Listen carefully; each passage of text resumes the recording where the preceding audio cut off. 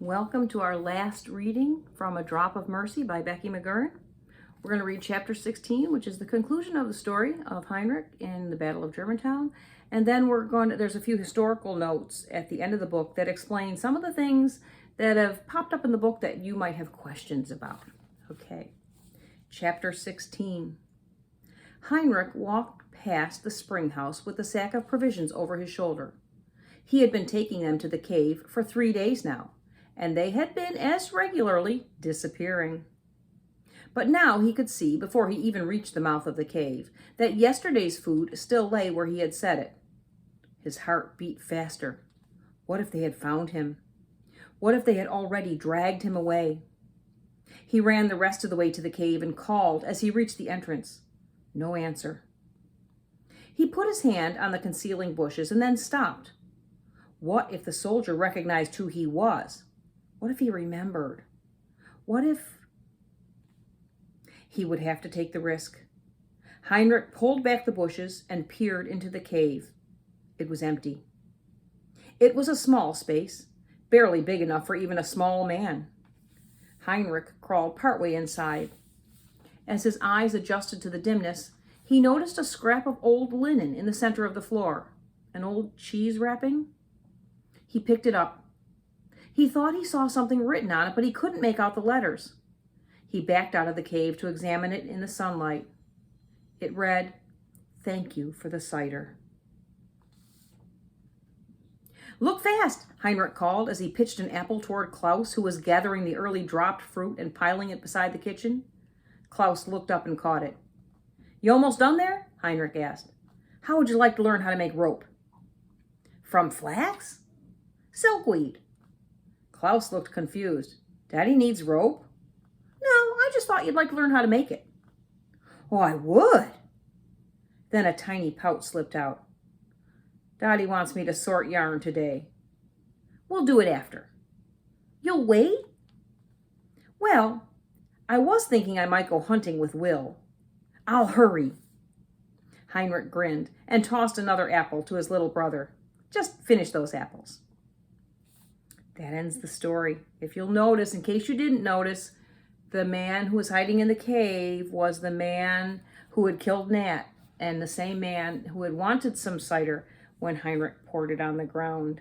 This time Heinrich gave him cider and the man knew who he was. So we see a story of what happens when a person who was at first filled with hate and anger and confusion and does a bad thing gets forgiveness from God and turns around and does good things. Well, you'll get some things in the historical note about this. Like I said, most of the things that happen in this book are true. There was not a person named Heinrich who did them, but these things happened. So let me read you some of the historical notes that I found when I was researching for this book.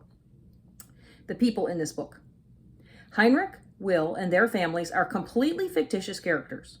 As such, they have no further history other than that which the writer or some imaginative reader constructs for them. The majority of the remaining characters are real people, with lives as varied and colorful as their personalities. Nat Shaw is a fictitious name used to represent one of the 71 British soldiers who died at the Battle of Germantown. The soldier who killed Nat was one of the 521 American men wounded during the same battle. Of those, at least one repented of his participation in the war, renounced violence toward all men, and hid in the wilderness along the Wissahickon Creek. He moved into Germantown after the war and associated himself with the peace churches there. Jacob Kaiser and his son John lived beside the Mennonite meeting house where some of the heaviest fighting took place. Before the smoke had settled, they ran with cider and bandages to do what they could for the wounded and dying. Colonel William Thompson of the Pennsylvania Rifle Regiment served for the entire war. Later, he became a judge in Northumberland County, Pennsylvania, and held that office until his death in 1813. Christopher Sauer, after having his home and possessions confiscated, moved into a small room in Methacton, where he continued to preach and encourage people to follow the life and example of the Prince of Peace. Daniel Wister and his family, including the amiable and generous semi-adopted servant Justinia Hemberger, survived the war and divided their time between their homes in Germantown and Philadelphia. The diary written by Daniel's daughter, Sally, during the war has become a well-known chronicle of colonial life from the eyes of a wealthy Quaker girl. Christian Funk continued to oppose the collective direction of his fellow Mennonites. As a result, he was excommunicated in the autumn of 1778. A few sympathetic members joined him, and together they formed a small, offshoot congregation that survived until the middle of the next century. A majority of the Moravians and Schwenkenfelders eventually chose to swear the Assembly's oath of allegiance, while most of the Mennonites, Quakers, and Brethren stood firm in their resolution not to swear.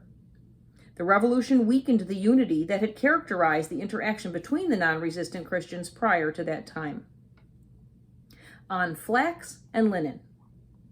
Flax is a multi-use plant.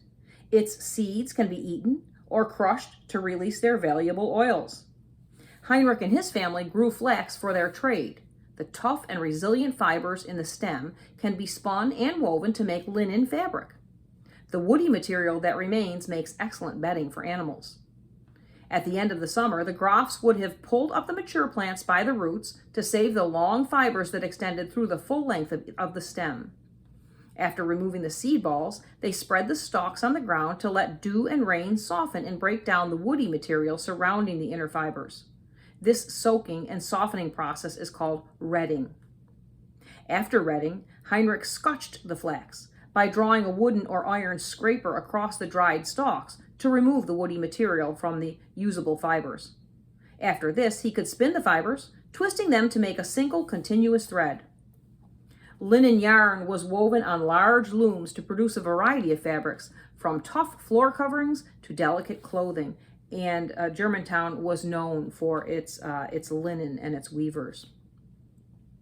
On the Quartering Acts. The Quartering Acts were a series of rulings made by the British government to ensure that troops stationed in her colonies would be sheltered and fed. The first Quartering Act of 1765 required colonists to permit soldiers to stay in uninhabited or outbuildings if there were not enough barracks or inns to accommodate them. The colonial authorities were expected to pay for the cost of keeping and feeding them. The Second Quartering Act of 1774 allowed soldiers to live and eat in colonists' homes, whether the homeowner was present or willing or not. On militias and the Continental Army. Groups of men who drilled together locally in order to fight at a moment's notice were known as militias. Militias were self-supported, self-trained, and often unreliable in large battles. The larger group of fighting men organized under George Washington and supported by the combined colonial government was called the Continental Army, or simply the Continentals. On plain churches. Germantown was populated predominantly by people from German-speaking countries, but not all of them were of the same religious background. Those who separated themselves from the practices of the world and expected their members to show love to everyone, even their enemies, were known as plain or peace churches.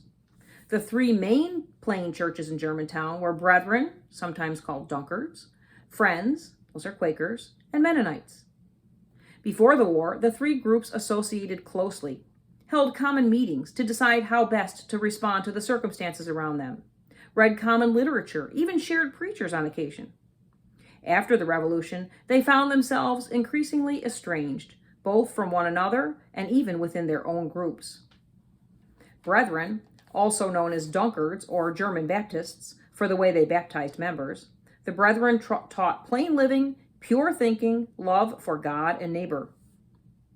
Friends, more commonly referred to as Quakers, the Friends stressed truth-telling, keeping the heart pure, and following the inner light. Mennonites. These children of the Anabaptists taught holy living, separation from the world, love for all men, and a literal following of the New Testament. On the Battle of Paoli. Most historians agree that the Battle of Paoli wasn't the massacre Americans claimed it was. It is more likely that the ferocious bayonet attack, coming as it did from the ominous shadows of a black and rainy night, magnified the terrified perceptions of the besieged. In truth, only 53 Americans were killed, while 200 were wounded and 71 were captured. Given numbers like these, it is implausible that, as one Hessian soldier reported, "We killed 300 of the rebels with a bayonet. I stuck them myself like so many pigs, one after another, until the blood ran out of the touch hole of my musket." Still, Wayne's division, having suffered the worst of the attack, came away with a desire for revenge that could not be calmed by mere statistics. On the battles of Germantown and White Marsh. On the morning of October 4th, 1777, General George Washington led his troops into Germantown in 4 silent columns, hoping to surprise and defeat the British army stationed there. Things did not go as Washington planned. Fog hindered visibility. Ammunition ran low. A drunk general left one flank ineffective, and the attack bogged down in a pitched battle for the possession of a single unimportant home on the northern fringe of the town. After another brief clash in White Marsh, Washington retreated to Valley Forge, and the British settled down in Philadelphia, each to evaluate their mistakes and devise new strategies for spring. On the Oath of Allegiance. The colony of Pennsylvania required all males over 18 to take this oath of allegiance and fidelity. And this is a quote from the oath that the people would have had to say back then. This is the oath that Christopher refused to say. "I do swear or affirm that I renounce and refuse all allegiance to George III, King of Great Britain, his heirs and successors, and that I will be faithful and bear true allegiance to the Commonwealth of Pennsylvania as a free and dependent state, and that I will not at any time do or cause to be done any manner of thing that will be prejudicial or injurious to the freedom and independence thereof, as declared by Congress. And also that I will discover and make known to some justice of the peace of the said state all treasons or traitorous conspiracies, which I now know and hereafter shall know to be formed against this or any of the United States of America, with all my full will." The Mennonites, Brethren, and Quakers could not, of course, swear such an oath. Accordingly, on April 1st, 1778, the Assembly increased the penalties for refusal. Anyone who did not swear could not engage in law, medicine, pharmacy, surgery, or education. Neither could they vote, hold office, demand their rights in court, inherit or otherwise receive gifts of property, or act as a guardian or executor for someone else. In addition, their taxes could be doubled. As most of the non-resistant Christians had little desire to sue, vote, or hold office, and as they had previously been reluctant to pay taxes to the colonial government, the penalty had little impact, except on the few men engaged in law, medicine, or education for a living. I hope you enjoyed that book. If you would like to read more about this time period and what it was like for the plain people during that time, there are 2 really good books. Let me see if I can find it pretty quick here. The one is... Well, I've got them by people. Let me go to the front again. In the front of the book here, I wrote down the books that did such a good job. One is called Conscience in Crisis, and the other is 'Twas Seeding Time. Those are where all the stories that I gathered into this book and kind of built them around Heinrich. Those 2 books are where the true stories were told. So if you are interested in this time period, you could read those Conscience in Crisis, or 'Twas Seeding Time.